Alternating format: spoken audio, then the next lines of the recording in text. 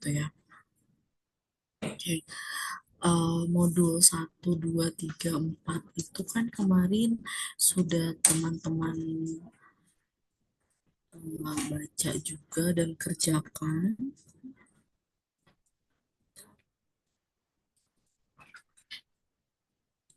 Saya izin share screen dulu ya.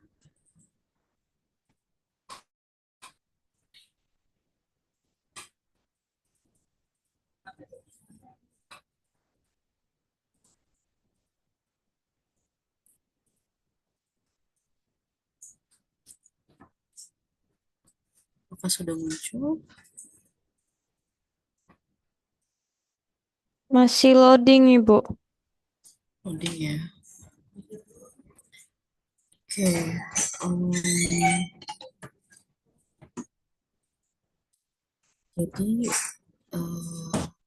kita kemarin itu sudah, lebih tepatnya kalian ya, sudah mengidentifikasi masalah yang dimana masalah atau isu-isu itu beranjak dari sekeliling. Karena kan biasanya uh, apa teman-teman di sini melihat isu itu sebagai susahnya untuk mendapatkan makanan gitu ya di antara sela-sela perkuliahan gitu. Nah, nanti setelah mengidentifikasi masalah ini kan selanjutnya teman-teman mengidentifikasi konsumennya siapa gitu kan ya, dan memvalidasi kebutuhannya, di mana teman-teman di sini diminta untuk khususnya di ini ya, di venture journey-nya tadi, di salah satu aktivitas itu diminta untuk mewawancarai. Banyaknya pewawancara sebenarnya lebih banyak, lebih bagus ya, karena akan menjadi representatif yang lumayan menggambarkan. Biasanya sih di rentang 5 sampai 10 orang gitu ya. Lalu setelah mengidentifikasi konsumen dan memvalidasi itu, lalu teman-teman kan membangun solusinya dari isu-isu yang ada di sekitaran. Lalu apa sih solusi yang bisa ditawarkan gitu, dan sampai ke pemetaan persaingan. Mungkin kalau pemetaan persaingan dan kesempatan ini kan lebih karena lingkupnya masih apa, masih sekitar ini ya, sekitar kita gitu. Jadi pemetaan persaingannya mungkin belum terlalu, atau bahkan tidak terlalu wide, tidak terlalu lebar, tidak terlalu luas gitu ya. Cuma memang teman-teman diminta untuk memetakan saja. Biasanya tuh kalau misalkan kita ambil tren atau ide atau solusi ini tuh, persaingannya siapa sih gitu ya. Oke, lalu sekarang setelah kita mengidentifikasi apa masalah dari konsumen, terus membuat ide, terus memetakan, pada akhirnya nanti kita diminta untuk mengembangkan prototipe dan menilai kelayakan dari peluang usaha kita. Prototipe ini kan apa ya, teman-teman juga pasti sudah pernah mendengar ya kata-kata prototipe. uh, Sebentar.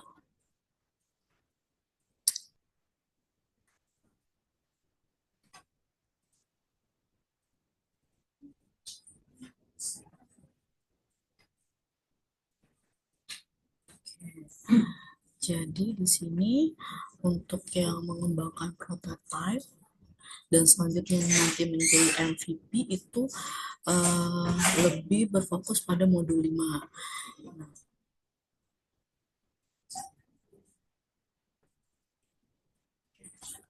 Jadi kita akan membuat gambaran umum dari suatu prototype dan MVP ya. Mungkin ini bahasannya memang agak sedikit lebih berat karena fokus dari usaha atau bisnisnya ini lebih luas gitu ya.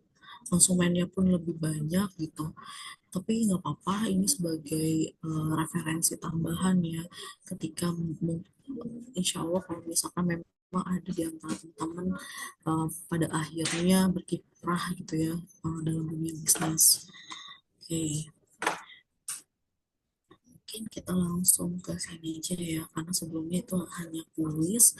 Kuisnya juga bisa teman-teman buka sebenarnya di apa di section yang materi pembelajaran atau konten itu ya.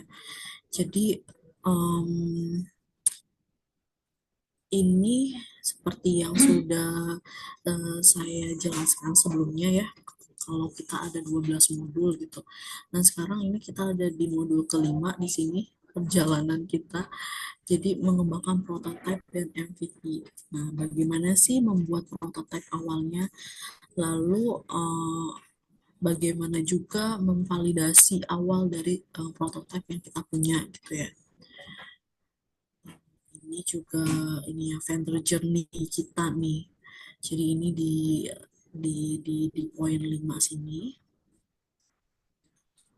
Oke, jadi tujuan dari si modul 5 dan modul 6 ini, masing-masing modul 5 dulu ya, kita akan dapat memahami fitur idealnya ya, idealnya kita akan dapat memahami fitur dan data prototipe, lalu juga apa namanya dapat meninjau bagaimana sih prototipe itu membantu menyempurnakan penawaran yang kita berikan tadi ya, ide atau solusi tadi atas suatu isu atau suatu masalah, dan menggunakannya sebagai umpan balik gitu ya. Jadi dari prototipe itu kita buat, kita sebarkanlah, misalnya let's say kita ambil ruang lingkup kecilnya sekitar 20 orang misalnya terhadap prototipe kita, lalu apa sih umpan balik, sederhananya atau simpelnya sih seperti itu,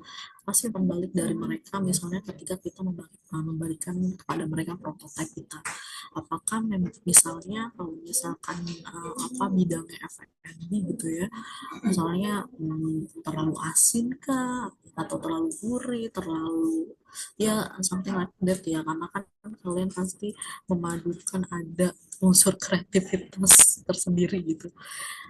Nah, lalu sorry,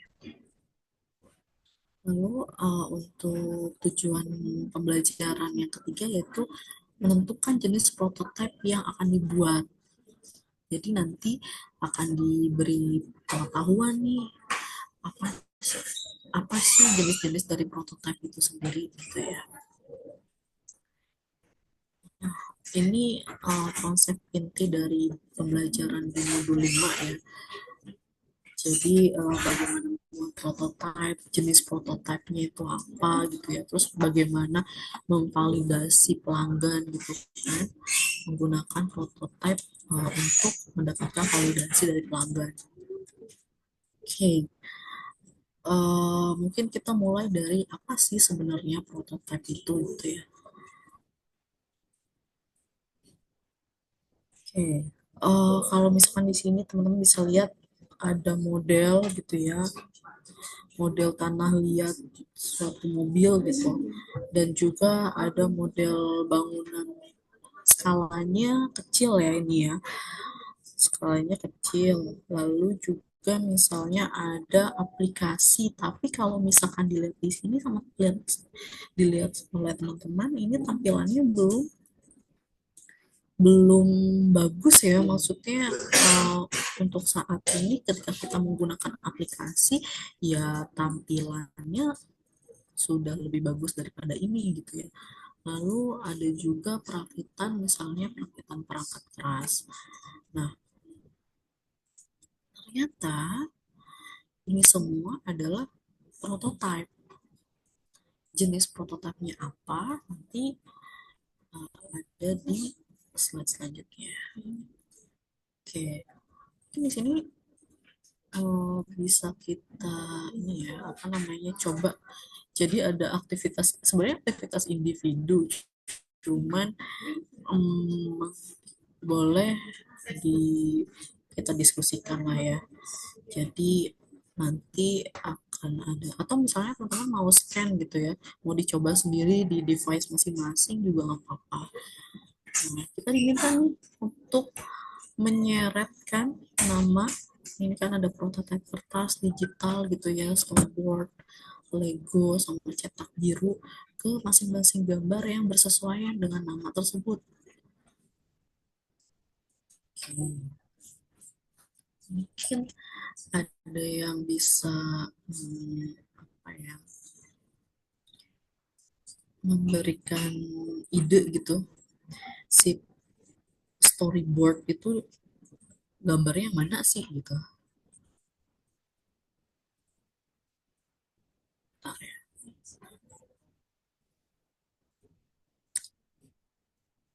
Atau ada yang sudah scan QR code-nya belum? Sangat Saya masih loading, Ibu. loading ya.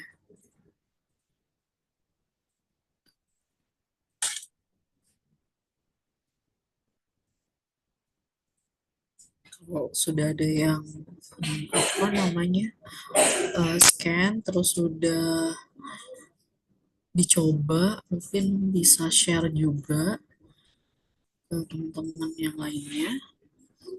Oke, seperti ini kan ya. Jadi si prototipe kertas itu yang mana? Gambar ini kita sepakati ya, ini gambar satu, gambar dua, gambar tiga, gambar empat, gambar lima.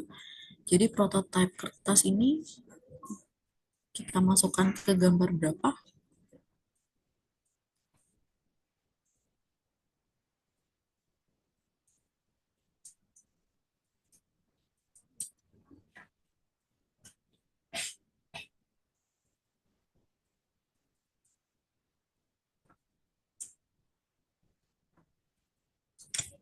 Mau masukkan ke gambar yang mana?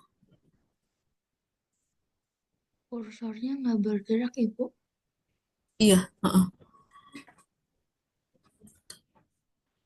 mau yang mana? Satu, dua, tiga, empat, apa lima nih kira-kira yang prototipe kertas itu? Ibu screen-nya nge-stuck, Ibu. Sekarang juga? Iya, masih di yang ada QR code-nya itu, Bu. Oke, berarti nggak muncul ya? Bentar, bentar. Berarti harus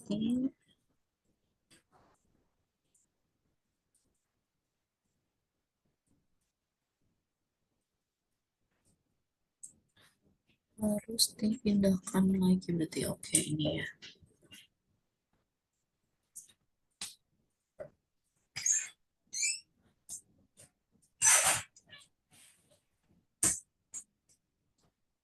Sudah terlihat? Sudah, Ibu. Oke. Kira-kira prototipe kertas itu yang mana? Gambar satu, dua, tiga, empat, apa lima?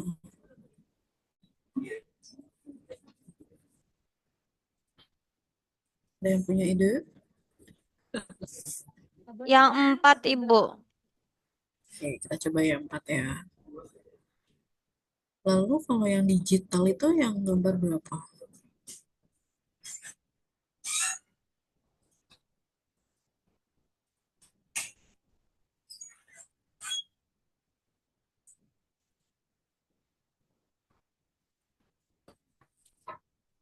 Kalau tampilan di antara gambar satu, 2, 3, dan 5, kira-kira yang prototipe digital itu yang mana? Yang 3 ya, Ibu. Coba ya, kita tiga ya. Kalau storyboard,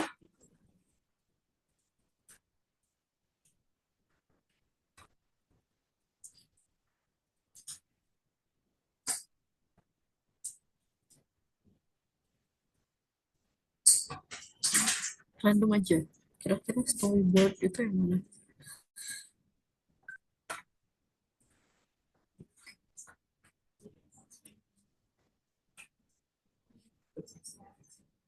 Satu, dua, atau lima?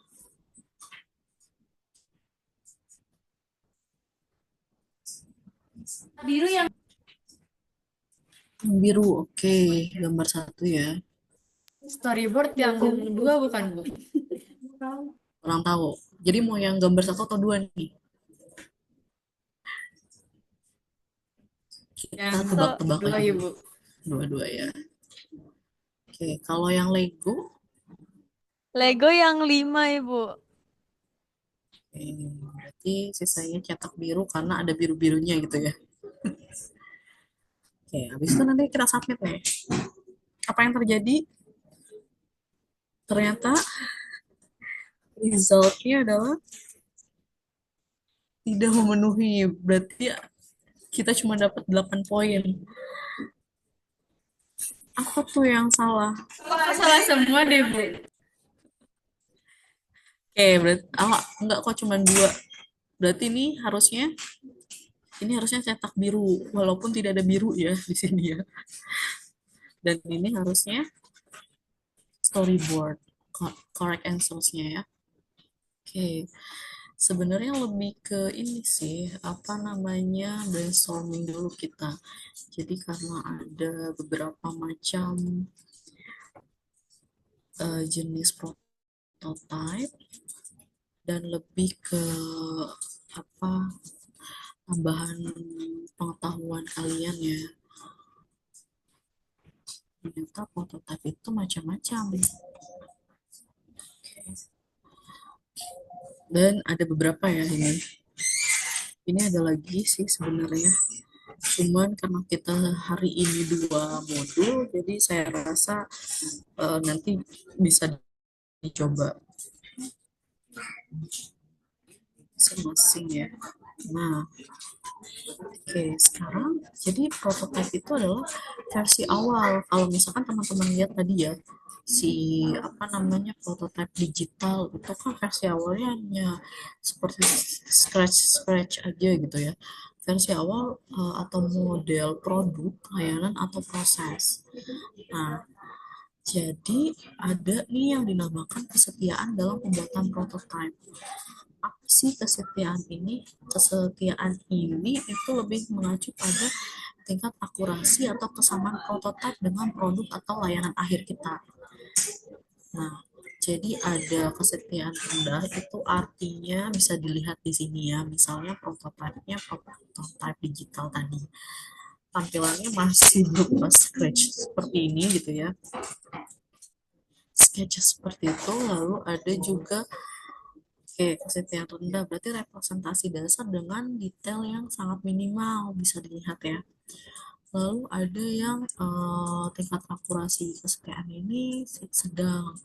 Oke, tampilannya agak sedikit berbeda ya. Representasinya terperinci. Sebagian besar sudah digital gitu. Oke, yang kesetiaannya tinggi.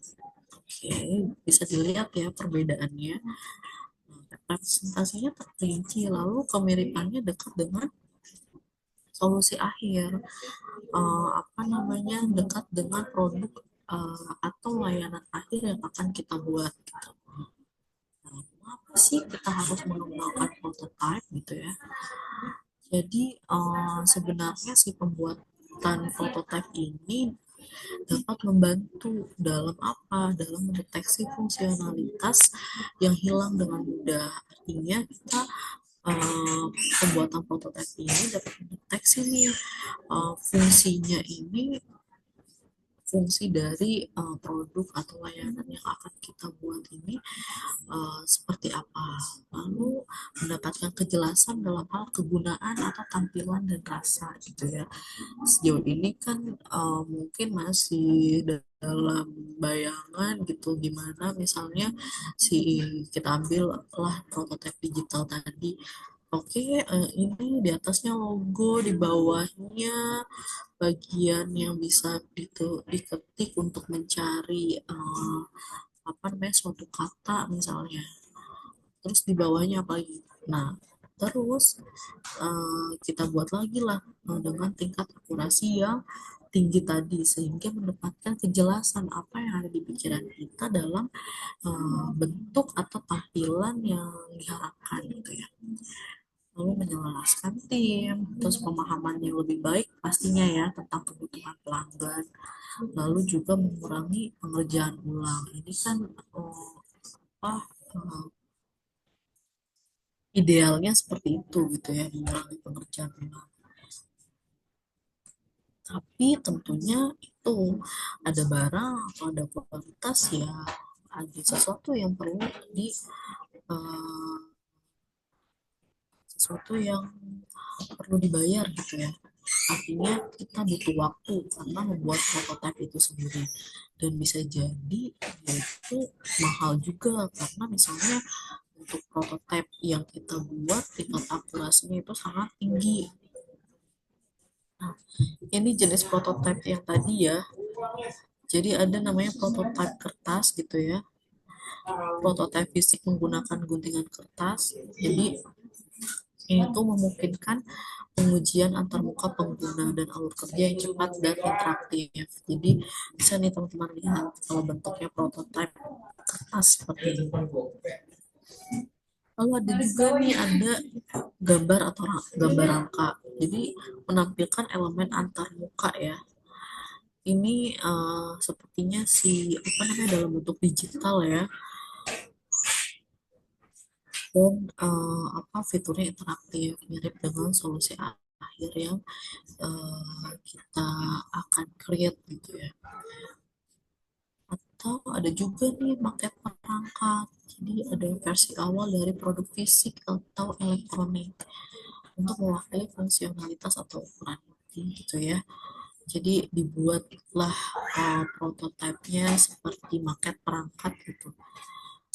Nah, ada juga permainan peran dan simulasi. Ini metode yang efektif untuk membuat prototipe layanan yang memungkinkan para pemangku kepentingan merasakan layanan dalam lingkungan yang terkendali. Jadi prototipenya misalnya dalam bentuk layanan, dan langsung nih ada simulasinya.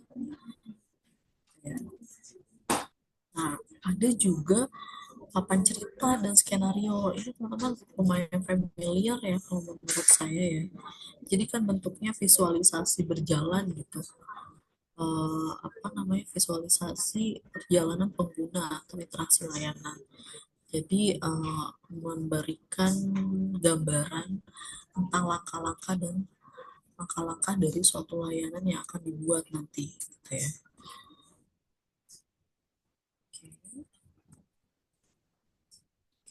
Ini bisa tadi saya tidak kompatibel ya. Nah, MVP itu apa sih? Minimum viable product. Nah, si MVP ini tuh bukan si prototype, juga bukan suatu solusi parsial atau di bawah standar, dan juga bukan suatu solusi yang sudah jadi. Jadi si MVP ini adalah solusi yang terdiri dari fitur-fitur minimal yang diperlukan yang dapat digunakan oleh pengguna potensial tertentu. Cukup rumit karena tadi ya, karena pembahasan dalam platform ini memang pembahasan bisnis yang lebih luas gitu ya. Si tujuan utamanya itu untuk mengumpulkan umpan balik sebenarnya, umpan balik yang berharga dan membuat keputusan yang tepat mengenai iterasi di masa depan. Artinya ketika kita sudah membuat prototype gitu ya, terus kita mendapatkan umpan balik, sehingga nanti akan ada apa insight-insight dari pengguna si prototype kami, kelompok kalian gitu ya, suatu produknya. Nah, apakah ada contoh startup nyata dalam mengembangkan? Mungkin ini contoh-contohnya lebih ke startup di ini ya, di eh, yang menurut saya mungkin kurang familiar. Jadi ada startup Redbus gitu ya. Jadi para pendiri awalnya bermitra gitu dengan beberapa operator bus untuk mencantumkan jadwal dan ketersediaan kursi mereka di situs web. Jadi fungsionalitas sederhana ini mengatasi masalah utama bagi para pelancong yang sering bepergian. Biasanya kan kalau misalkan backpacker misalnya atau pelancong-pelancong ke suatu daerah gitu sulit untuk memesan tiket bus tanpa harus pergi ke stasiun bus secara fisik gitu ya. Jadi memang berupa apa namanya aplikasi apps gitu ya. Atau juga ada nih namanya zappos.com. Jadi si pendirinya ini ingin menguji hipotesis bahwa orang akan bersedia membeli sepatu secara online. Alih-alih membangun platform e-commerce yang lengkap, dia mengambil foto sepatu dari toko-toko lokal gitu ya. Biasanya ini apa? Just tip ya biasanya ya. Dan memajangnya secara online. Ketika seseorang memesan sepasang sepatu, dia akan membelinya dari toko dan mengirimkannya ke pelanggan. Mirip-mirip just tip ya. Tapi ternyata di luar sana ada apa namanya apps namanya zappos.com. Oke. Nah, jadi mungkin ada perbedaan sedikit antara prototype dan MVP, tapi kalau misalkan kita kan masih dalam bentuk UMKM gitu ya, hmm, teman-teman bisa lebih berfokus ke prototype juga nggak apa-apa. Oke, jadi venture journey-nya dilanjutkan nanti di modul 5 ya aktivitas 5.1 sampai titik berapa saya lupa.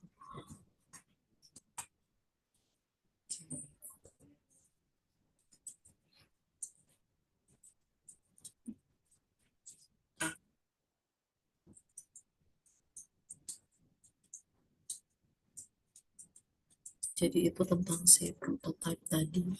Nah, selanjutnya adalah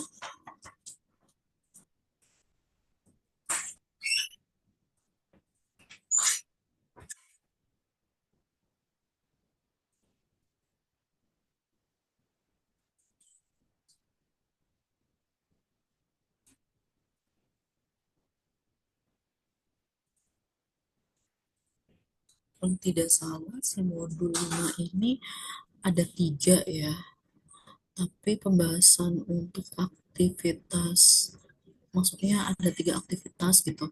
Terus pembahasan dari aktivitasnya ada aktivitas 2 dan 3 yang pembahasannya lumayan beririsan gitu. Jadi ini untuk aktivitas 5.2 dan bisa mencakup untuk aktivitas 5.3.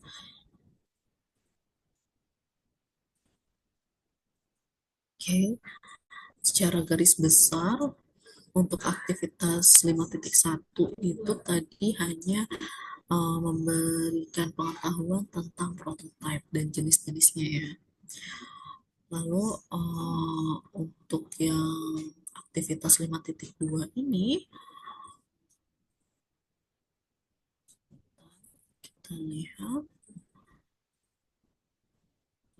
oke ini ya. Jadi mungkin akan diberikan beberapa insight tentang prototype. Ketika kita membuat prototype, apa sih yang harus dilakukan gitu ya? Dan apa sih yang tidak harus dilakukan? Eh, yang harus dilakukan tentunya menghindari fitur yang tidak perlu. Jadi kita harus mencari yang cepat dan minimal gitu ya. Lalu selaraskan juga nih pada solusi akhir. Lalu perlakukan prototipe sebagai dokumen hidup, bukan produk jadi. Artinya apa? Artinya kita masih sangat berpeluang untuk uh, adanya pengembangan-pengembangan. Lalu juga pastikan nih si prototipenya itu mekomunikasikan visi dan potensi produk ya. Jadi pastikan juga prototipe tadi yang kita buat itu lumayan atau bahkan mendekati uh, apa namanya jawaban dari uh, isu atau masalah yang sudah diambil gitu ya. Lalu apa sih yang tidak boleh? Jangan merekayasa secara berlebihan gitu. Sederhana aja dalam bentuk sederhana, tidak perlu berlebih-lebihan misalnya. Dan ini sih yang penting, jangan jangan takut gagal ya. Maksudnya mungkin nanti ketika kita buat prototipe lalu kita meminta validasi misalnya, ada banyak catatan-catatan gitu dari pengguna prototipe, teman-teman ya, nggak apa-apa gitu ya, itu suatu proses gitu. Lalu juga tetap terbuka ya untuk perubahan, artinya ketika nanti si pengguna prototipe-nya memberikan saran gitu ya, itu jangan sampai kita langsung ngeblok kalau sarannya nggak mungkin saran itu bisa kita gunakan gitu ya. Ya siapa tahu bisa gitu. Lalu jangan bingung-bingung juga dengan produk akhir, malah nanti banyaknya saran malah kok jadi bingung ya. Jadi hindari itu, jangan jangan sampai pembuatan prototipe ini membuat teman-teman merasa bingung pada akhirnya produk akhirnya akan seperti apa gitu ya. Oke, jadi mungkin ini lebih fokusnya ke prototipe perangkat lunak ya. Jadi di sini ada konten-konten ya kan, mungkin bisa kita, jadi ada juga nih prototipe produk. Jadi misalnya mulailah sketsa desain sederhana untuk memvisualisasikan produknya, misalnya produk yang apa yang teman-teman buat di F&B ini. Tadi saya sudah lihat ya Venture Journey-nya, jadi ada yang sudah menampilkan logo.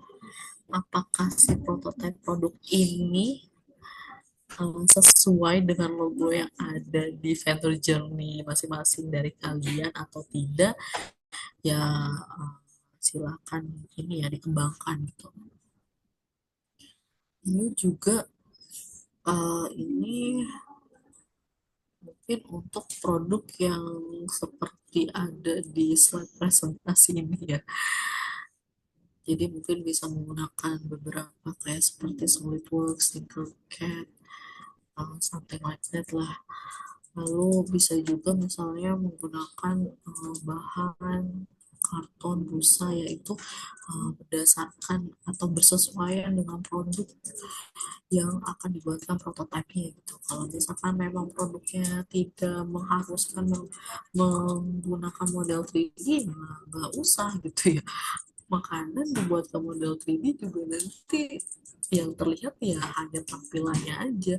Feedback dari pengguna prototipenya ya hanya tampilannya, dari warnanya misalnya, bentuknya, tapi dalam hal terpenting rasa kan itu uh, enggak works ya, enggak bekerja.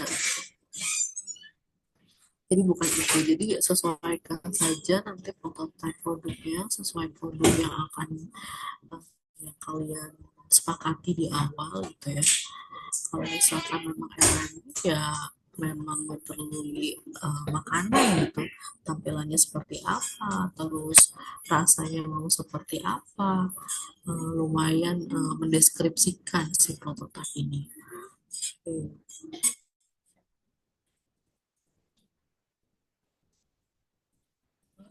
Prototipe berupa layanan tadi ya.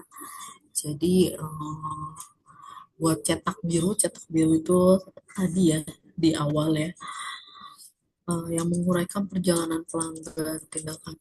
Jadi ini mungkin lebih familiar untuk misalnya kalau ada salah satu dari teman-teman, kelompok teman-teman yang ambil dalam bentuk layanan, tapi karena tidak mungkin hanya sebagai pengetahuan tambahan ya.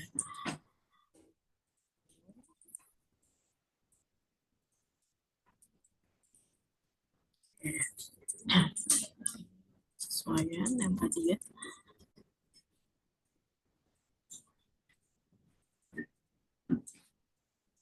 selanjutnya itu ini mungkin bisa kita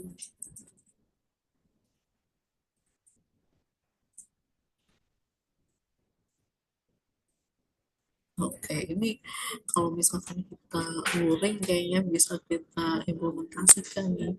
Cuma karena dari jadi dari si modul 5 ini ya, modul 5 namanya ringkasannya adalah uji ide ya secara hemat biaya sebelum sebelum menggunakan sumber daya besar. Jadi perbaiki kekurangannya, lalu tingkatkan kegunaannya dan let's say misalnya investor lah dalam tanda petik ya, buat investor terkesan dengan prototipe awal gitu ya. Lalu nanti pemetaan perjalanan pelanggan ini membantu bisnis memahami pengalaman pelanggan, nanti mengidentifikasi juga dan mengungkapkan peluang untuk meningkatkan ya. Jadi kalau misalkan saran pelanggan tadi dicoba untuk pengembangan produk sehingga nanti meningkatkan kepuasan dan keterlibatan pelanggan. Si prototipe produk ini memungkinkan deteksi dini dan penyelesaian masalah desain dan fungsionalitas dan juga dapat mengurangi resiko tentunya dan biaya kesalahan sebelum produksi skala penuh. Jadi mungkin ini tipe-tipe apa namanya dummy gitu ya, bisa dikatakan seperti itu. Jadi sebelum kalian nanti pada akhirnya melakukan pameran misalnya, karena sudah diujikan idealnya kan itu sudah dalam bentuk yang konkret yang memang rasanya sesuai dengan yang kalian tuju dan sebagian pelanggan tuju gitu ya. Oke, jadi mungkin nanti um, apa namanya untuk modul 5-nya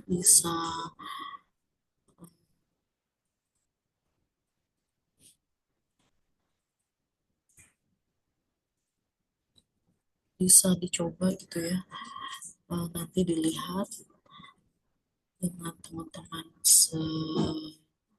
satu kelompoknya. Untuk modul yang 5 terkait prototipe sudah gitu ya. Nah, ini untuk modul 6 itu berkaitan dengan penilaian peluang terus untuk kelayakan. Oke. Jadi ini journey kita, perjalanan kita di modul 6 ini nanti kita akan menilai peluang yang ada, memetakan nih posisi relatif Anda di pasar tuh posisinya di mana, lalu memperkirakan ukuran peluangnya, peluangnya kita untuk masuk pasar itu apakah besar kah atau kecil kah. Walaupun misalnya mungkin ide yang digunakan untuk mengatasi isu yang ada misalnya baik menurut kelompok kalian, tapi peluangnya sebesar apa gitu ya. Jadi tujuannya nanti adalah menganalisis pesaing, lalu mengidentifikasi usaha kita, lalu memahami juga dan membangun mood usaha Anda. Jadi nanti mungkin ada beberapa istilah. Oke. Oh ini ya apa namanya pengenalan aja sih sebenarnya, dan karena platform ini berasal dari India gitu ya, jadi memang ada beberapa referensi yang mungkin untuk di India lumayan terkenal gitu ya, si in teknologis ini. Oke, atau ada yang pernah dengar dengan Abhishek Runta? Jadi ini persaingan ya, persaingan bisnis, sepertinya persaingan bisnis di teknologi gitu ya.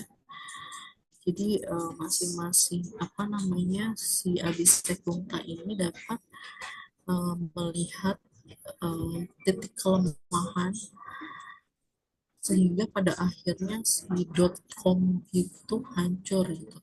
Tapi mungkin ini lebih familiar dengan India gitu ya, karena mengambil kasusnya dari sana. Uh,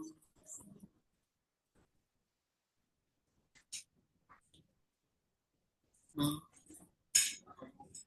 jadi mungkin nanti apa namanya konsep inti dari modul 6 ini sebenarnya lebih ke menganalisis persaingan, lalu melihat keunggulan kompetitifnya, lalu proposisi penjualannya itu seperti apa gitu ya. Nah, jika ada orang yang bilang we have no competitors, we should do it's called customer in action. Jadi sebenarnya kita tuh punya competitors masing-masing. Kompetitor itu bukan selalu suatu produk lain gitu ya yang menjawab kelemahan produk kita, bukan itu aja. Jadi si customer in action itu sendiri adalah kompetitor kita sendiri. Apakah customer akan membeli atau tidak, itu adalah kompetitor yang pasti gitu ya maksudnya. Kayak ini masih sama ya, jadi setiap apa namanya aktivitas gitu ada individual activity di sini. Jadi mungkin kalau misalkan ada teman-teman yang curious tentang si individual activity ini boleh di scan. Oke. Ibu, maaf, sepertinya screen-nya nge-stuck deh, Bu. Stop. Udah ini belum? Berpindah belum? Belum, Ibu. Sebentar.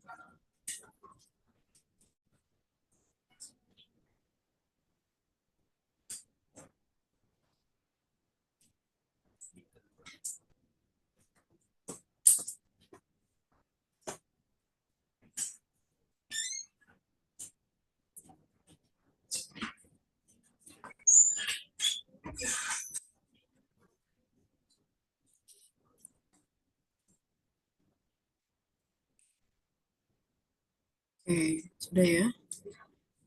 Sudah, Ibu. Oke, si individual activity tadi ya, kalau misalkan dari teman-teman ada yang mau coba, boleh di scan yang di sini. Lalu kita mungkin bisa um, diskusi mungkin. Jadi siapa sih pesaing dari produk kita itu ya? Nah,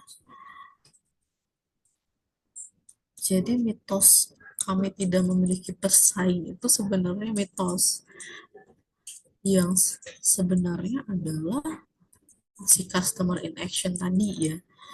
Jadi si analisis persaingan ini dapat apa namanya menambah wawasan pasar gitu ya, memilaskan persaingan dan mengidentifikasi potensi peluang dan ancaman dari produk kita tuh seperti apa. Lalu juga bisa sebagai bentuk sempurna ya, menyempurnakan strategi dalam akhirnya menentukan tolak ukur kualitas, fitur, dan harga produk atau layanan ya. Nah, di sini ada beberapa alat riset, cuma memang yang familiar di antara teman-teman apa nih untuk menganalisis pesaing? Biasanya kita pakai Google ya, kan search engine-nya, lalu ChatGPT atau apa yang sama itu yang serupa dengan ChatGPT gitu. Nah, faktor kunci untuk menganalisis pesaing itu adalah fitur produk atau layanan mereka. Model bisnisnya tuh kayak gimana sih? Bentuknya tuh kayak gimana? Harganya seperti apa, diskon yang diberikannya tuh seperti apa. 30% kah gitu ya, apakah 20% plus 10% gitu kan. Jadi kan diskon 30% dengan diskon 20% plus 10% kan beda ya. Nah, lalu strategi pemasarannya seperti apa, tim manajemennya, ulasan umpan balik pelanggannya seperti apa, itu adalah faktor kunci untuk menganalisis pesaing. Nah, misalnya contohnya itu tadi ya, karena ini platformnya dari India, misalnya ada startup baru nih, pengalaman dalam energi terbarukan, renewable energy gitu ya. Jadi mereka sedang merencanakan layanan pemesanan taksi zaman baru di kota Metro India. Jadi siapa sih pesaingnya gitu kan? Kalau di sana mungkin Uber sama Ola ya. Mungkin kalau di sini yang familiar ya Gojek gitu kan, Grab, Maxim, ya nggak sih? Dan ternyata ada juga nih pesaing yang enggak langsung. Siapa? Black or Yellow Cabs gitu ya. Private juga si private car juga ternyata menjadi pesaing yang enggak langsung. Atau juga misalnya Metro. Kalau di sana kan ada Metro ya. Jadi step satu itu mengidentifikasi kompetitornya. Nah, si Defender Journey kalian nanti mereka memberi apa namanya pengetahuan gitu melalui chat GPT yang udah di-create sama Wadwaninya.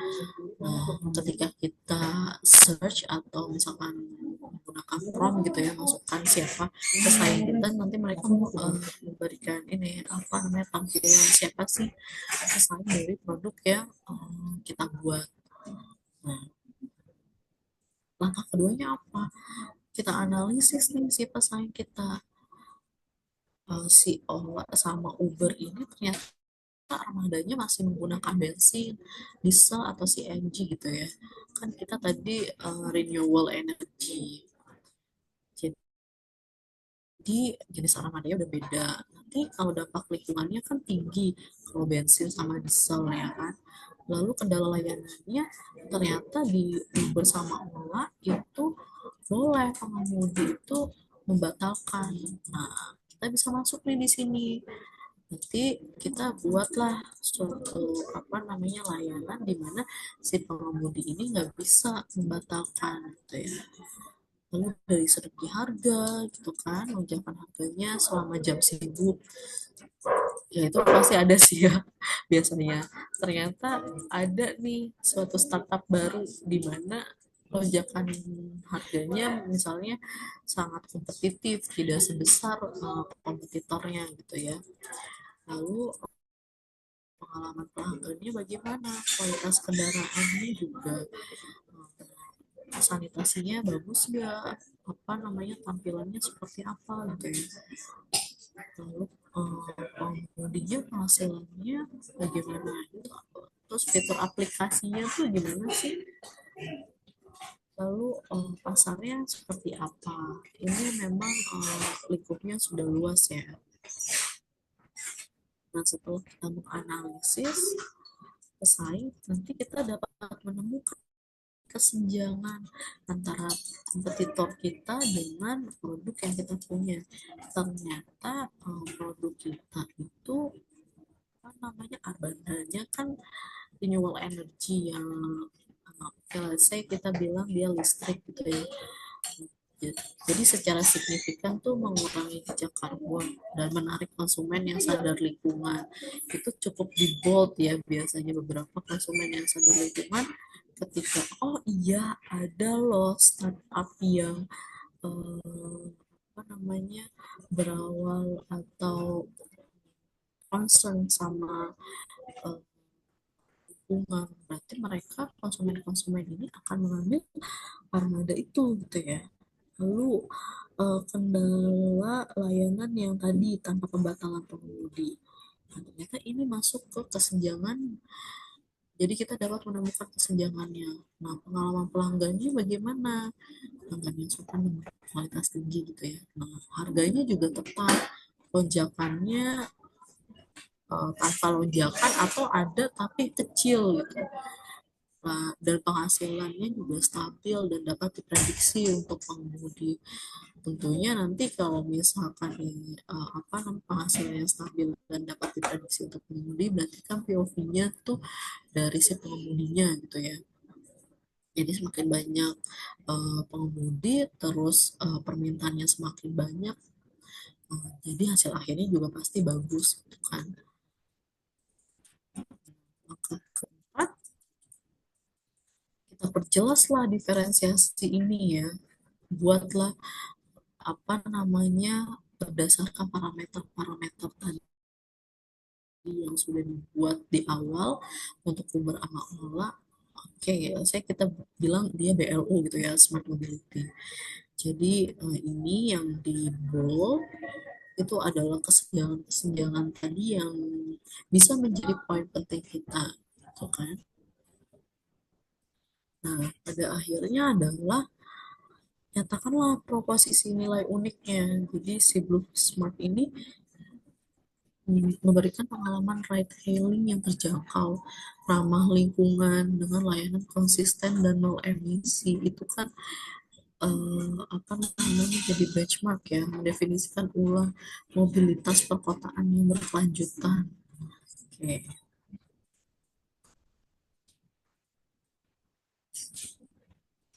Nah, ini jadi kita ceritanya mau mengidentifikasi nih produk kita tuh ada di mana gitu ya.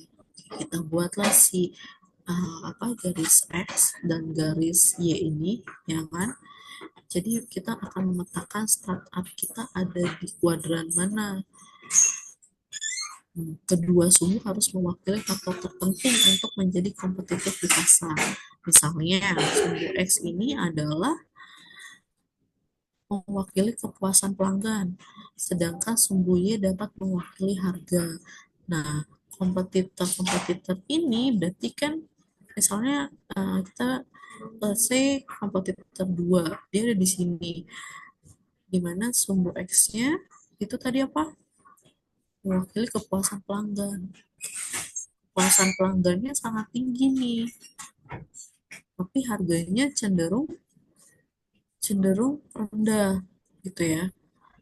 Terus ada beberapa kompetitor lain, ada yang kepuasan pelanggannya tinggi, terus harganya juga cenderung tinggi gitu ya. Jadi memetakan nih kita ada di mana dan kompetitor kita ada di mana letaknya, di kilogram berapa. Misalnya kita mau atau concern untuk membuat minuman ringan baru dengan fokus pada kesehatan. Berarti kan kandungan gulanya sedikit gitu ya, kafeinnya pun sedikit gitu. Mulai bisa nih buat jadi si x-axisnya ini gula rendah ya, rendah gula sampai tinggi gula, lalu kafeinnya dari yang rendah ke tinggi. Jadi ini kan ada beberapa minuman yang sudah beredar gitu di pasaran,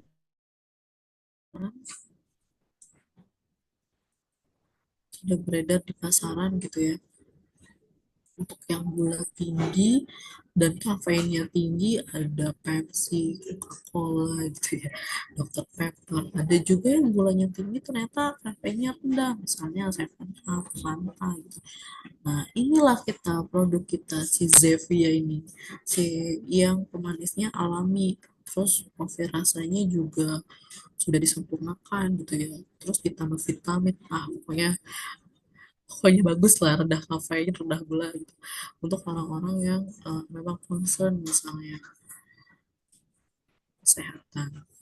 Oke, ini masih sama ya aktivitas individu yang tadi, cuma mungkin berupa penggambaran dari beberapa produk di bidang teknologi. Oke, ini juga ada yang si Airbnb, ya kan? Dimana x-axisnya tuh melalui akses online. ya eksisnya adalah keterjangkauan gitu ya. Jadi mungkin nanti ada beberapa kompetitor dari Airbnb seperti VRBO gitu ya, hotel.com. Mungkin ini apa yang menjadi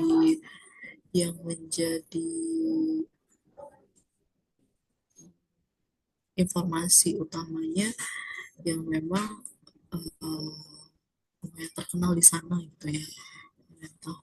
Rent a home.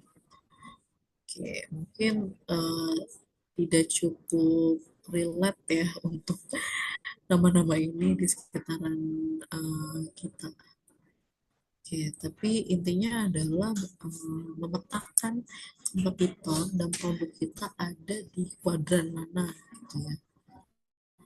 Sehingga apa namanya penentuan si x-axis dan si y-axis ini amat sangat penting ya. Apa yang akan kita generate, akses online dan keterjangkauan kah atau yang lain gitu ya. Nah, untuk modul 6 itu ada dua ya. Jadi setelah kita tadi memposisikan kompetitor sama produk kita gitu, lalu kita akan memperkirakan peluang produk kita tuh seberapa besar di pasaran. Ini venture-nya ya, perjalanan journey-nya kita udah ada di modul 6 gitu ya. Lalu ini tujuan pembelajarannya, jadi kita dapat memahami mengapa memperkirakan ukuran peluang itu penting. Terus bagaimana sih cara menghitung ukuran peluang? Lalu hitung ukuran peluang untuk usaha yang teman-teman usulkan gitu ya. Case discussion-nya masih sama. Jadi karena menurut saya tidak cukup relate, mungkin kita langsung ke topik utama ya, ini tentang konsep introduction-nya. Jadi konsep intinya, ukuran pasarnya, apa namanya, pendekatan ukuran pasar, lalu manfaat dari ukuran pasar itu seperti apa gitu ya. Oke, jadi apa sih yang dibutuhkan? Kita harus mengidentifikasi masalah ya, seperti tadi di awal, apa namanya, di modul 1 gitu. Siapa yang membutuhkan? Maaf Jadi Ibu, ya, sepertinya slide-nya masih Mas, nge-freeze Ibu. freeze juga. Oke, kita lihat, buka di sini.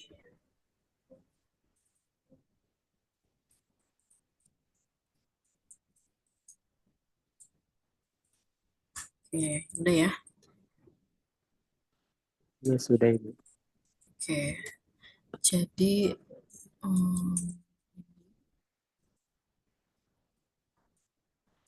siapa yang butuh, lalu apakah kebutuhan itu cukup besar atau apa namanya, dan seberapa besar bisnisnya gitu.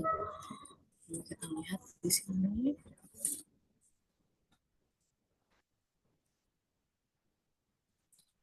Oke, mungkin ini sebagai gambaran ya, pentingnya kita apa namanya, tentang ukuran pasar ini. Jadi kan pasar itu kan cukup besar ya, cukup besar menunjukkan permintaan, lalu meningkatkan kelangsungan penawaran startup. Nah, startup di sini sebenarnya lebih ke produk kita sebagai solusi dari isu atau masalah di awal tadi. Kata-kata startup di apa namanya, di platform ini tuh lebih mengacu ke produk kitanya gitu ya. Lalu potensinya, memastikan upayanya terkonsentrasi di tempat yang ada. Oke, lalu ada jalur pertumbuhan, lalu juga nanti mengidentifikasi potensi tantangan gitu ya. Oke, jadi ukuran pasar ini sih sebenarnya sebagai gambaran awal saja.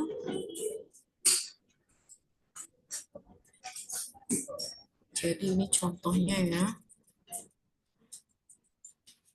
Gimana sih peluang pasar untuk penjualan sikat gigi bambu organik ya kan?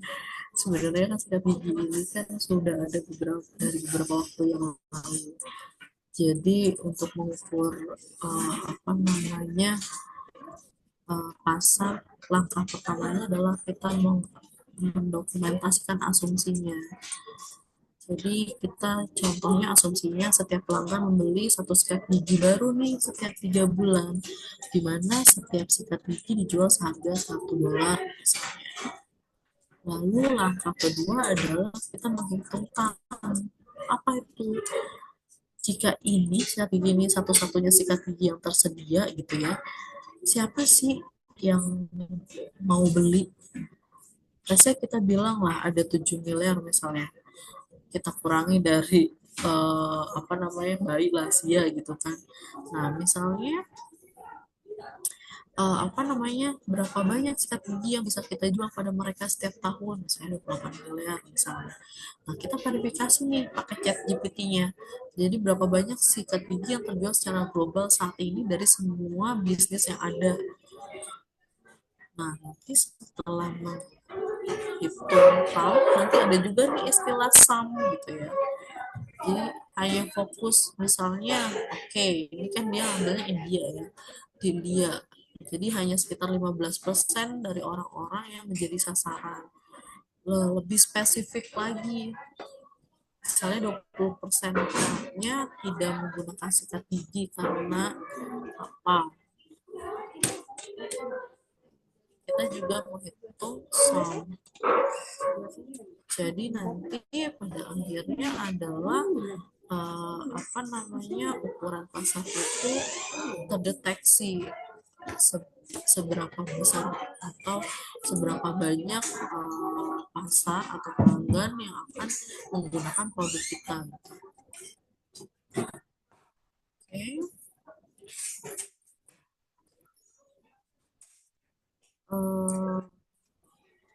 Kalau secara simpelnya sih itu ya, jadi membuat prototipe lalu mengujikan prototipenya ke beberapa pelanggan gitu, lalu nanti kita mengukur nih kira-kira pelanggannya itu ada berapa sih, ada berapa orang sih yang akan membeli produk kita. Itu sih sebenarnya dari modul 5 dan modul 6. Johnny, ada yang ditanyakan?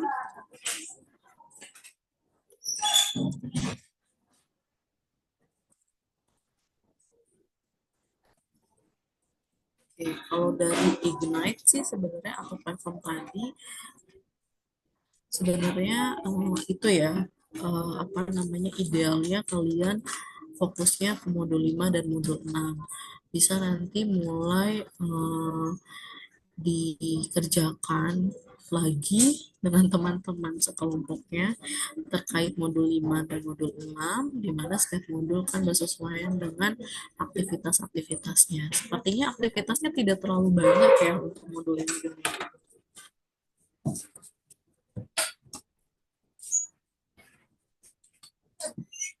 Oke. Mohon maaf Bu Dwi, apakah lanjut ke apa platformnya atau bagaimana ya?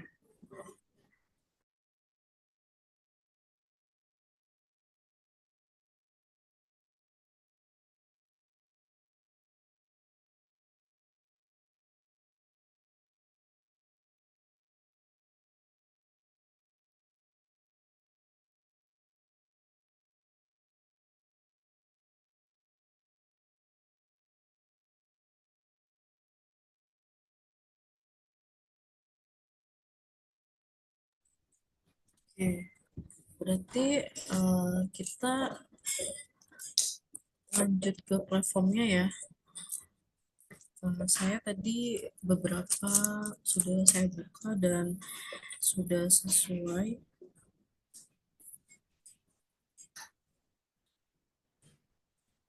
Jadi mungkin bisa dibuatkan lagi breakout room-nya, dan nanti selanjutnya akan diberitahu kembali ke main room-nya itu kapan. Laila sudah buat? Sebentar ya, Ibu.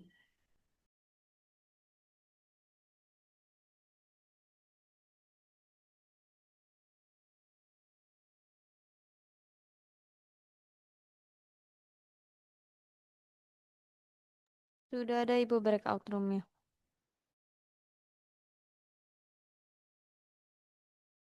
Ya, bisa dilanjutkan ke breakout room lagi kalau memang tidak ada pertanyaan. Baik, Ibu.